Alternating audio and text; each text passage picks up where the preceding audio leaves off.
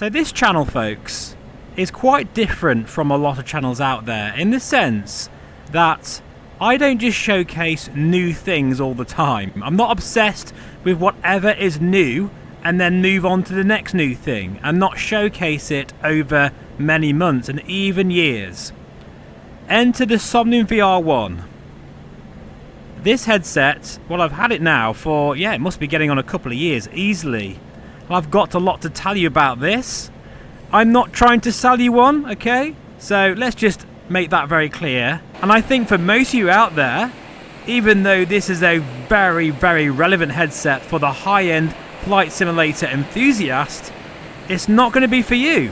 But I'll tell you one thing, it does a lot of things that no other headset can do.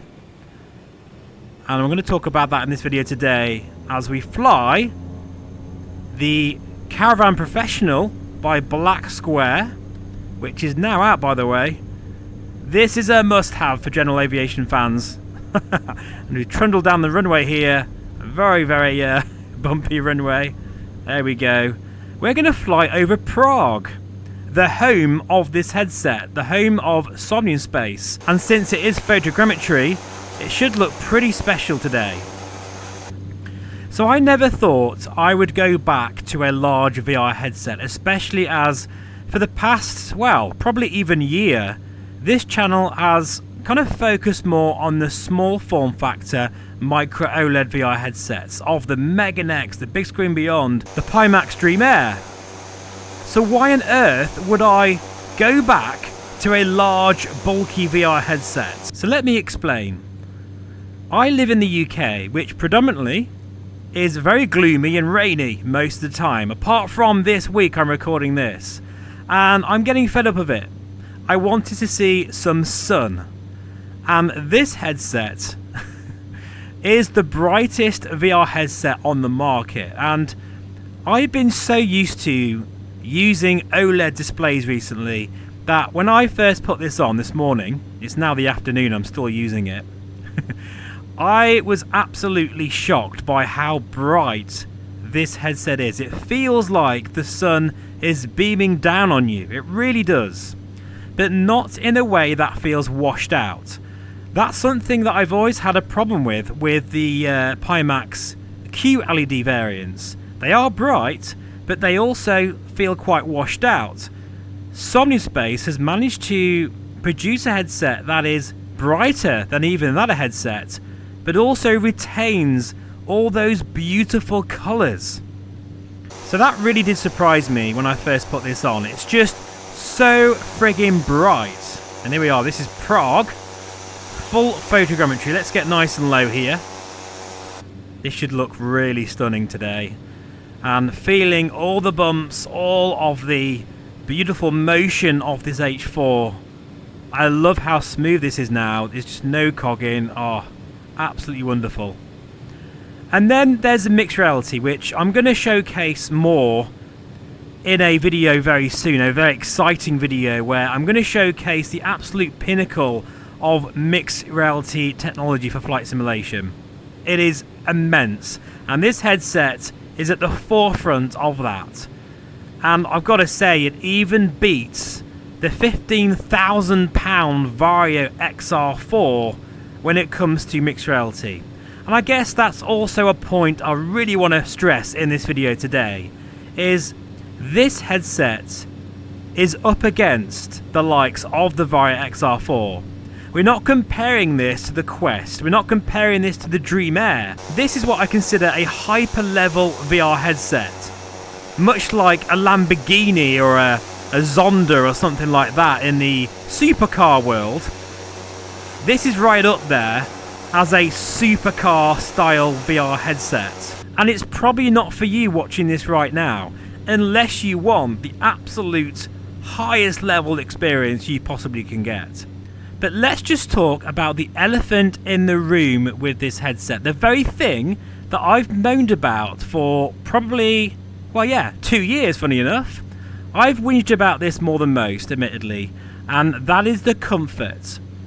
It's something I've always struggled with the VR1, because to get that incredible brightness, field of view, and I guess the lens clarity, because you're talking about dual stacked aspheric lenses here. Whoops, I'm kind of overspeeding here. You know, all that combined is phenomenal. It really is, but it does come at a cost. This headset is quite front heavy. Well, check this out. I'm not sure if you can see on the camera, but I'll just put some B-roll in. This is the accessory kit from Studioform. They've saved the day again. Davo and the team, honestly, you guys are so integral to the VR community. Thank you so much for all you do. And I can't believe I'm talking about Studioform yet again on this channel, but they do save the day, and they have with the VR1, especially with this counterbalance kit. Clips in perfectly with the fabric or PU leather foam, as well as the Apache strap. Wow, honestly, it all comes together, including that nifty little visor that gives you some stability at the top of the headset where you need it the most. I've got to say, this is the most comfortable I've ever been in this headset. So that's now sold, finally. It's taken a while, admittedly, but it is now sold, which is just fantastic because, yes, this is a large headset, and don't get me wrong, it's never going to be as comfortable as a Big Screen Beyond version 2 or, you know, a Megan X or something like that. No way. But this is very comfortable now. As comfortable as the Crystal Super, for example, which I've had no issues with at all. So that is something that I'm so glad to finally nip in the bud, shall we say, because the things about this headset, the features are just absolutely phenomenal. Right up there with the best of the best. And I've said this from day one, and nothing has changed with that. Just because there's new headsets out there, just because I haven't shown it on the channel much, doesn't mean that those things I've said don't matter anymore. And that's why I think it's a good idea now to re-look at this headset. I'm only telling you this, folks. I'm only making this video so that you out there can be aware of the kind of technology that's out there for VR or XR, especially now for the military, because that's the other thing I want to tell you about this headset, which is mind-blowing. The Somnium VR1 is now being used for military pilot training. Let that sink in for a moment. If it's good enough for F-35 pilots, it's frigging good enough for me, geeking out in my man cave, flying around, you know, in my pajamas or whatever I want to do. I'm now going to read off a few points here because you can't see this, but I've got my virtual desktop at the moment, and also my mixed reality, so I can see my surroundings. Just from using these shortcut buttons at the top of the headset, I've got access to all of that, so I never need to take the headset off, which I think is fantastic, and I must admit I have missed doing that.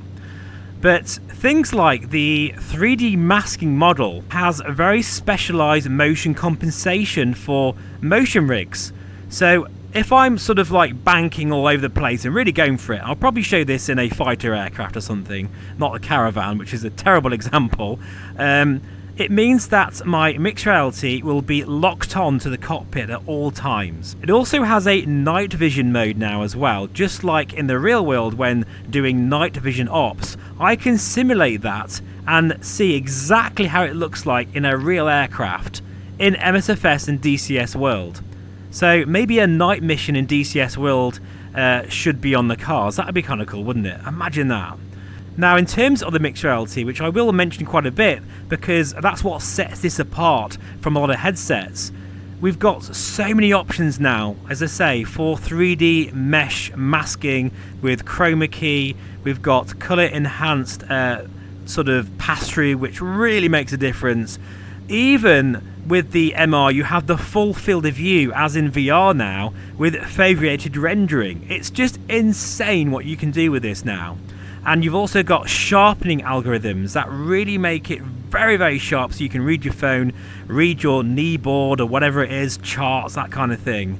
I will say it's not as sharp as the XR4. The pure sharpness isn't quite there, but it's plenty enough, and all the other features really make a difference. You know, like, for example, all of the software is not through a paywall like it is with the Vario base these days. Now, something else which I really like, which is coming to the VR1 tool very soon, and that's profile sharing, which means that if you got like a really good set of parameters for DCS World and you want to share them, you can profile share with the VR1 tool, which I think is a very clever and unique feature.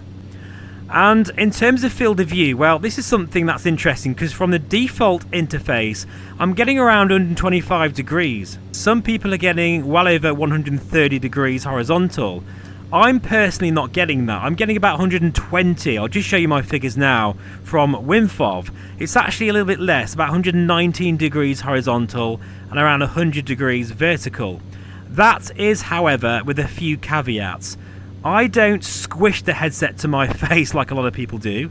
I don't find that very comfortable. Also, with this facial foam from Studio Form, it does make it more comfortable, but with that you do lose a bit of the field of view. I'm quite happy with that though, because comfort is more important to me than a few extra degrees of field of view. So the thing about a large headset like this is it's doing things that a small VR headset can never achieve right now. That is the best in class mixed reality. You've got hand tracking, which works really well, together with zero glare. You get zero glare with this. I mean, I don't see any glare. If there is some, I don't see it. Together with the brightest VR image you can possibly get. This feels like a very bright summer's day here over Prague. Let's just kind of go over the main city now, because I'm too busy. Oh, look at this. Wow. And I've no idea what this VR recording is going to look like. It'll probably look a bit choppy in places, but trust me, it is very smooth in the headset. Even low down with this photogrammetry. Look at this. Absolutely stunning. My goodness me. I'm just so glad that the headset is now comfortable, because that was my main bugbear with this headset, you know. And if you think about the fact that this is doing so many things that no other headset can do in the world, you know, it's great to finally be able to enjoy it over many hours and not feel strain on the back of my neck. I just don't know how Studio Form do it, but they really have nailed it with this. They really have. Let's just talk about a couple of negatives with this headset right now. So the first one is, this still does not have local dimming. Artua, we need to have an update on local dimming, because I don't know why it doesn't have it right now. It's the same, essentially, 2880 by 2880 QLED display that's in the Crystal Light, which has local dimming. So I'm a bit confused by that. And if we do just try and turn the lights off here, because I haven't done that. Hang on, let me just get back to the actual sim. Because at the moment I've got my virtual desktop on.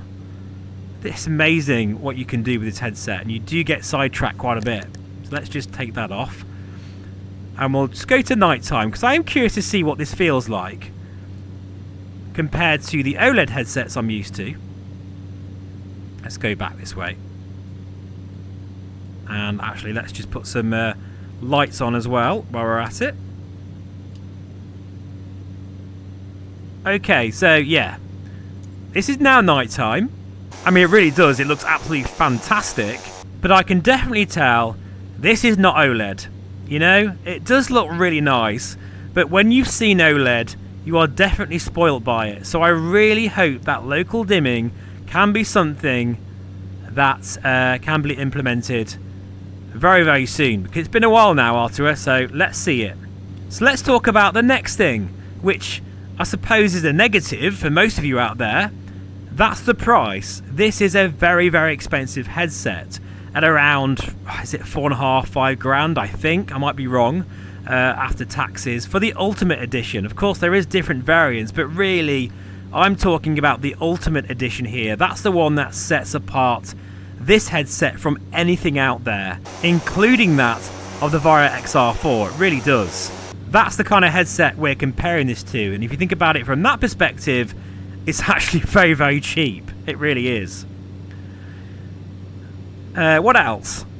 I don't know really. I used to complain about the warping but this latest profile is excellent now. It feels very good, and I kind of forget how frigging good the sweet spot is of these aspheric lenses. They are absolutely stunning in this thing. I would have said the weight and overall comfort is a negative. I've already mentioned that, and it is a negative, definitely. This is a big headset compared to what I've been showing recently, but if you sort of invest in a studio form kit, well, it's a non-issue for me. It really is a non-issue for me now. I've never said that about the VR1, but wow, this thing, I can definitely wear this for at least a couple of hours at a time. No problems at all. So yeah, I mean, really, that's my kind of updated thoughts and impressions, rough and ready, flying over Prague with the Somnium VR1. I haven't shown it on the channel much recently. That's only because things are very busy. There's lots of things going on, and I just don't have time to show it. And even though I realise this video is not going to get that many views, but that's fine. I'm not bothered about that. This channel is very niche, and it shows all manner of VR technology, whether it's the Quest 3, whether it's the Steam Frame, which is going to be on the channel soon, or the super high-end like the Somnium VR1. And now that this is being used for pilot training, I guess we could feasibly say this is the Varia Aero 2 we've always wanted. And for those out there that want everything, you're greedy, you know, you want the best mixed reality in the business, you still want that incredible sharp display, the brightest VR image you can possibly get, no glare, no god rays, none of that stuff. Well, this is it. It's still the absolute leader when it comes to the hyper level XR headset for flight simulation. It's just absolutely phenomenal. And I've got to say as well before I finish, no Miura in this display at all. Now, something else I forgot to mention, and that is motion reprojection. It's done really well with the VR1, and it's a welcome addition, something that a lot of VR manufacturers tend to forget, or they don't do it very well. Case in point, Pimax Smart Smoothing is still not where it needs to be. You know, the Megan X, while it borrows its reprojection from the S-Boy 3 mod, which is the native Steam VR integration. So they got lucky there with that, you know. The Big Screen Beyond, for example, uses the Steam VR, which actually doesn't work that well, in my opinion, either. So, in essence, there's not a lot of options out there. And if you don't know what I'm on about, it's basically frame generation, really, for VR. And it makes a massive difference to performance. And the Somnium team have absolutely nailed it. I don't know how they've done it, but it works really well. And don't get me wrong, I'm saying all these things. This is not my favourite headset, folks. It really isn't. It's just not. It hasn't been for a while now, because for me, I prefer small form factor micro OLED. That's something I always have said for many, many years now. And, well, the Somnium VR1, even though I appreciate what it can do, is a headset that I will absolutely keep coming back to and respect. It's not the kind of headset that ticks the boxes for me personally. I love that tiny form factor and OLED. But there's no doubt about it that what this can do, especially for the industry it's in, and now military pilot training, this makes a lot more sense. So yeah, I think that will do for this video. I'm going to continue flying around Prague on this bright summer day. It's going to feel a bit dim going back to the Dream Air after this, admittedly. It's going to feel quite strange, but then it's going to feel more comfortable as well with the lighter form factor. But in any case, I'm so glad that PC VR has all of these types of different headsets on the market. It's such an exciting time right now for this hobby, don't you think? Thanks for watching, folks. As always, please feel free to subscribe, and if you'd like some more VR1 content, let me know in the comments below. But either way, you're going to get it anyway, sorry, because this headset still excites me very much in 2026. And it shows to me that large VR headsets are not dead yet. Absolutely not. Take care. I'll see you again very soon. Bye-bye for now.